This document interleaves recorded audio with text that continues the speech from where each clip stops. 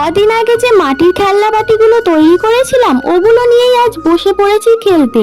আর হ্যাঁ, আমি একা খেলছি না, আমার সাথে আরো তিনজন আছে। দাঁড়াও দাঁড়াও, ওদের লাস্টে দেখাচ্ছি। প্রথমেই আমি পাতা দিয়ে কেটে নিলাম লুচি।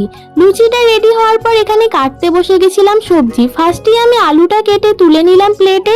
তারপরে ওরা বাজার করতে গিয়েছিল, তাই জানি না কোথা থেকে একটা জামরুল পেয়েছিল, সেটাই কুড়িয়ে নিয়ে এসেছিল। আমি এটাও কেটে প্লেটে তুলে নিলাম।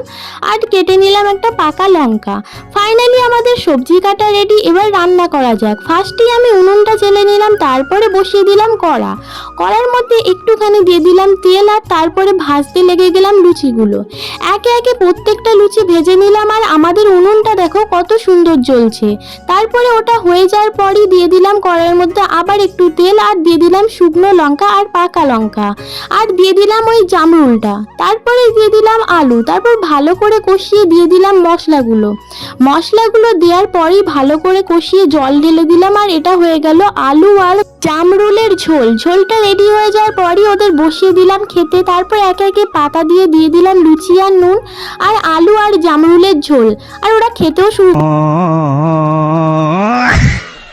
ভিডিওটা এখানেই এন্ড করলাম, দেখা হবে নেক্সট ভিডিও। বাই।